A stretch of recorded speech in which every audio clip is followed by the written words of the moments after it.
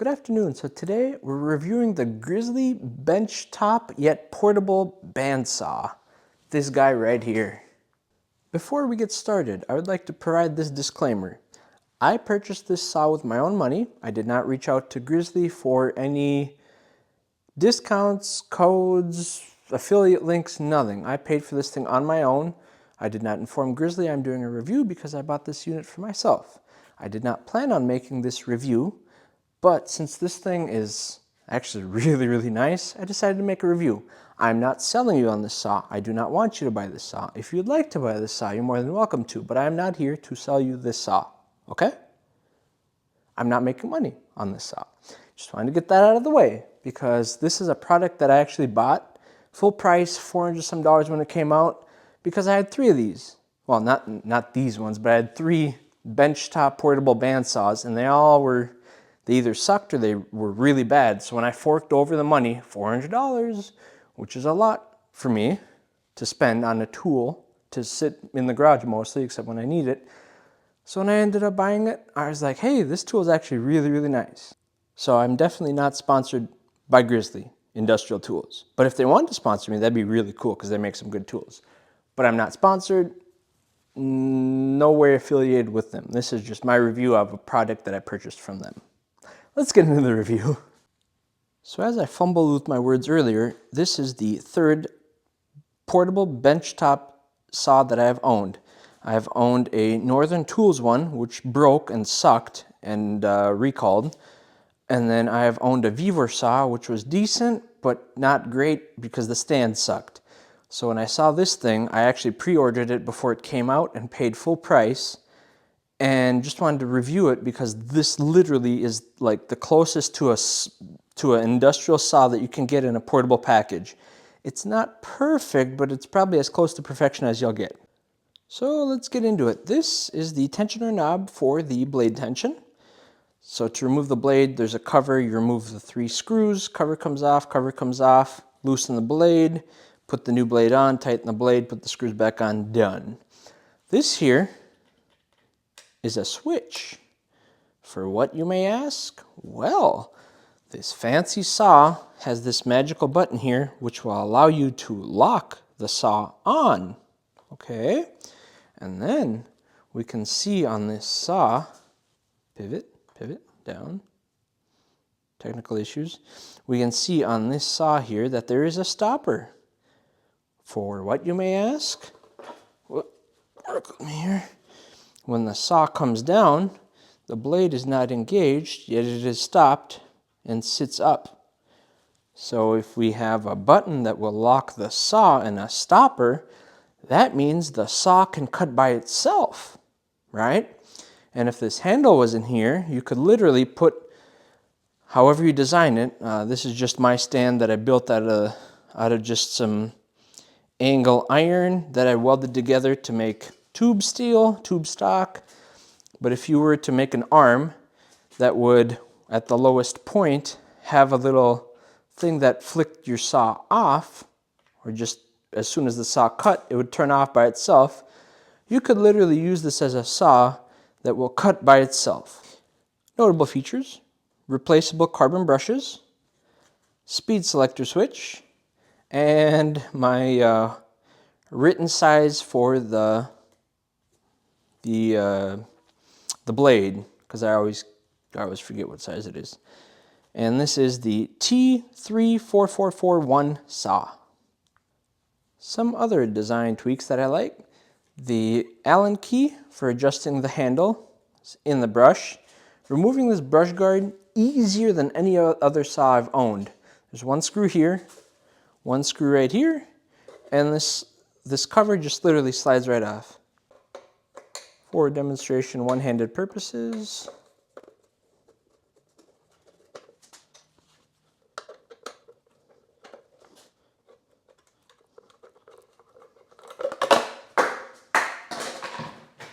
here we have the blade. Now this one has seen quite a bit of cutting. We're talking 15 hours of it, so it's seen better days, but it's unlike the 2 saws I've owned before.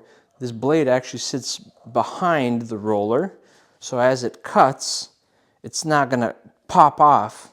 I'm looking at you, Northern Tool Saw, where the blade kept popping off every cut. Yeah, see my YouTube video for that. But this one stays on. The cover literally comes off. I could change the blade in about 45 seconds if it ever breaks or it gets dull. Really easy to put on.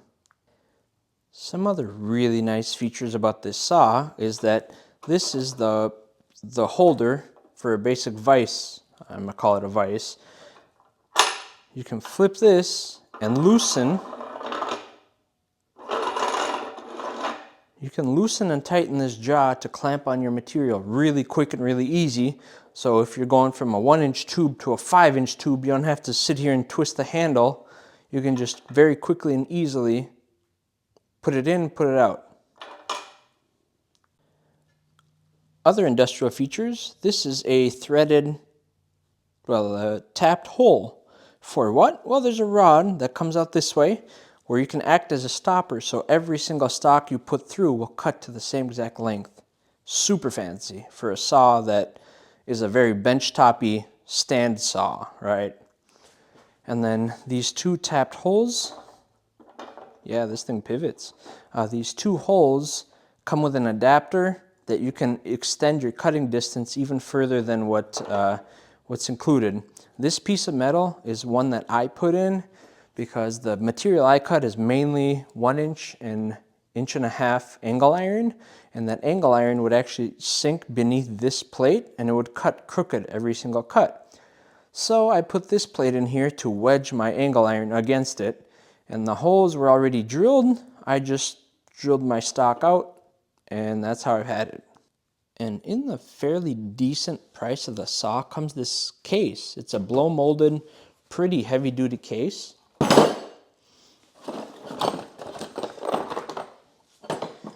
Inside we get this extender plate that just will screw to this guy right here. Other way. We'll screw to this guy right here to hold your smaller materials pretty close to the blade. That way they won't go anywhere.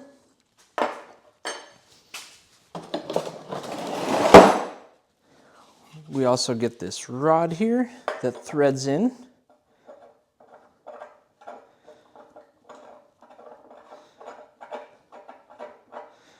Now, unfortunately, my rod came bent.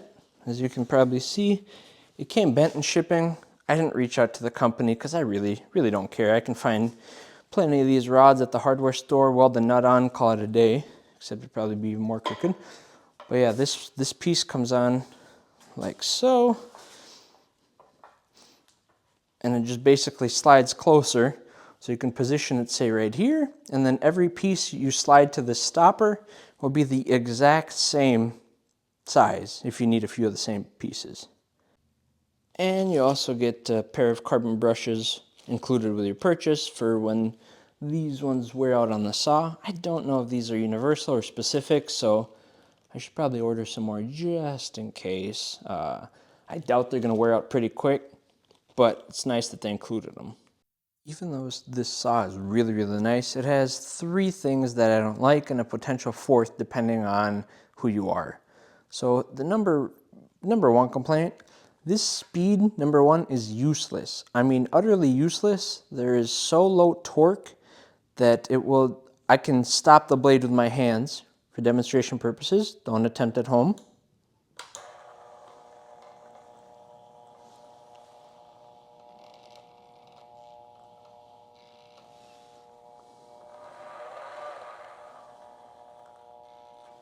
That's 1.5 right there.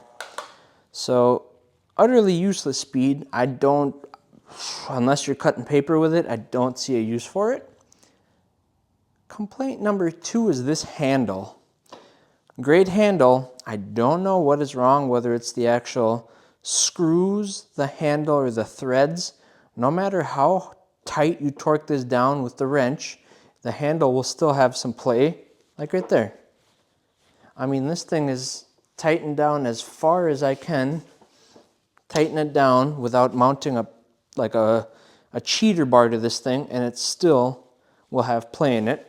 Haven't been able to figure out why or address that yet. And my 3rd complaint comes with this thing, it's just starting to peel away.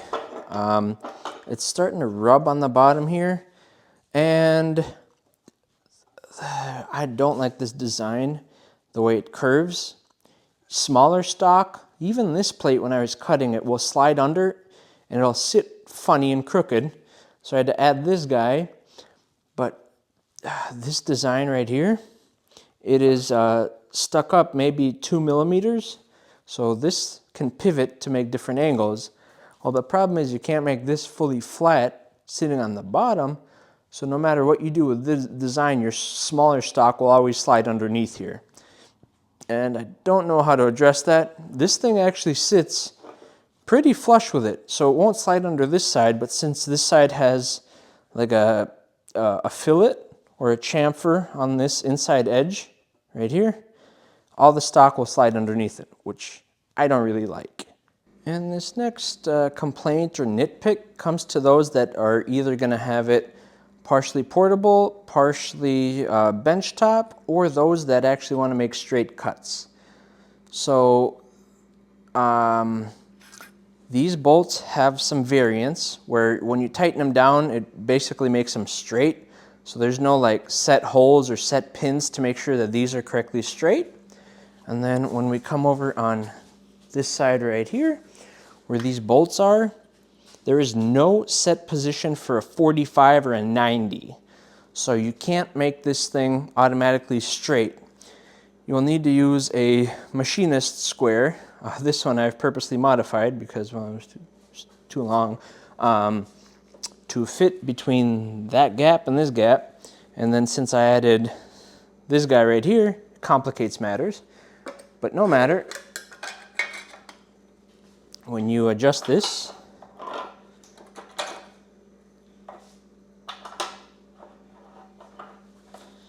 you can see that it fairly is straight.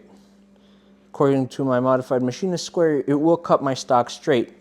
If I were to loosen, not even remove, loosen one of these two, my trueness comes out of whack, and then I would have to reset everything. So I would tighten these back up, and then I'd come and loosen these two, make sure everything is straight and true, make a test cut, and then go from there.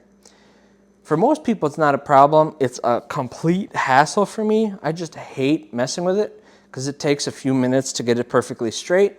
So what I've done is I turned a portable saw into a practically permanent one because I used to keep it in the case here just so it would stay clean and not be exposed to the garage air and all that junk. But now I just keep it permanently mounted here, and I don't change the angles at all because I don't want to deal with angles. I just keep it straight and true because that's all I cut my stock with. Just brief shout out to the manual. I usually throw away the manuals to literally everything I own, but I actually kept this one around because it will tell you what blade speed you should probably run, how to inspect your chips and what color they should look. So when I look through this manual, I mean, there's some spelling mistakes and some things like that, but I mean, they're extremely well written, well done. I mean, they tell you, literally walk you through, hold your hand on how you do everything. So I was really, really impressed with this manual. So I've actually kept it instead of tossing it like all the other ones. So yeah, really impressed. And I know you're already like, hey, quit babbling, let's see some cutting. So I'm gonna cut this tube stock here, me and the saw. I'm gonna put it on auto. I'll push down on it so I don't get in the way of the camera, but let's just cut this tube stock, and it's fastened in the vise. Speed 3.5 carbon steel. And now let's get to cutting, shall we?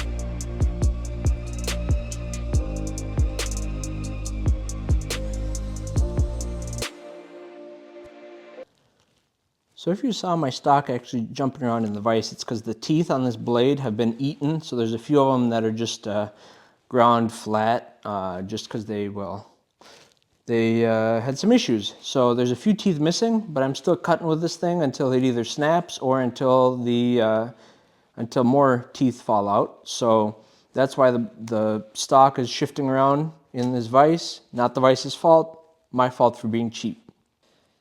So that was a carbon steel tube stock. And let's cut this, I believe that's 1/2-inch bronze, just regular round tube.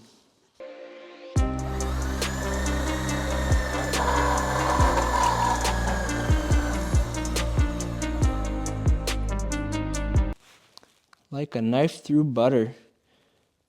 And I mean, my speed was way too high and way too aggressive of a blade, so the edges look a little rough, but hit them with the bench grinder for a few seconds and they'll clean right up, or change to a way less aggressive blade.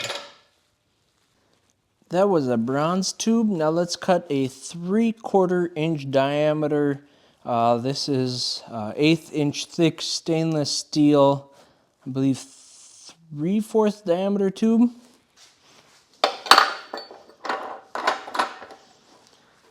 Seeing as it is stainless, I'm going to lower the speed just a hair to make sure that I don't mess up my blade more than it already is.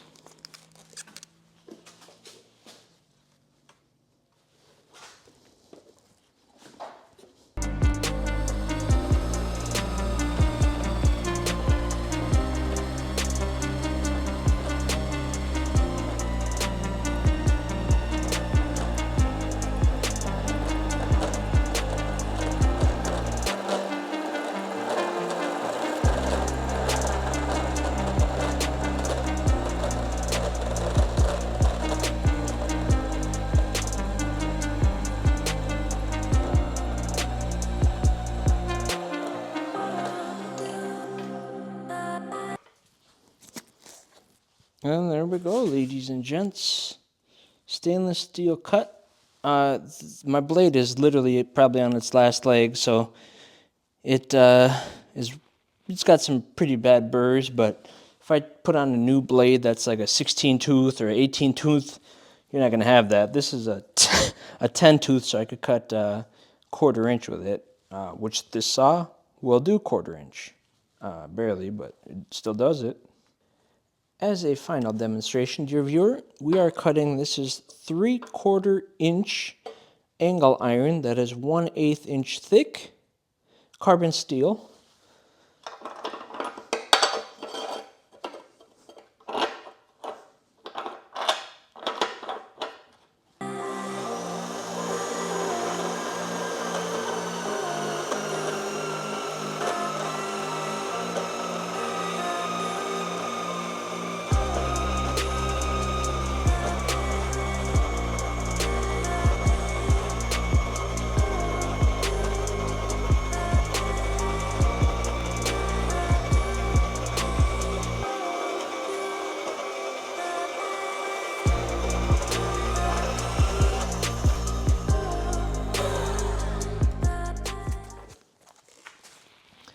And there you have it.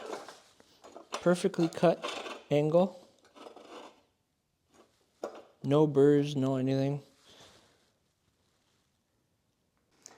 I hope this review of this Grizzly portable bandsaw actually helps, because when I was looking for one, I couldn't find any reviews for this because I bought it on pre-order. Still haven't seen that many reviews, but I really, really love this thing. Again, not sponsored, I have no affiliation to Grizzly other than I paid for it with my own money. And the only reason I'm putting this out there, because I don't really like to review products, but if I'm spending $400, I'd actually want someone to give it a good, thorough test drive before I fork over that kind of money, especially with the quality of things nowadays. $400 doesn't mean what it used to years and years ago. Like 20 years ago, you spent $400 on a product. That product is probably going to outlive you, like Craftsman wrenches or things like that. Now you spend $400 and tomorrow it's broken. So I've probably got close to 50 hours on this thing. I've gone through a few blades, but that's been about it. The worst part of these blades is you got to make sure your stock is tightened in there. If your stock jumps out, it literally rips the teeth out of the blade. Not a problem of the saw. That's more of a blade and speed type of scenario. You can't really avoid it. If this review does help you, please let me know. I have some other awesome tools that I use on a daily basis that I would review if you, the viewer, finds this helpful. If not, I mean, let me know too, because that way I won't waste my time making reviews for items that no one's going to buy anyways. So, hope you guys have a great one, and I will see you in the next video, review or not. See ya.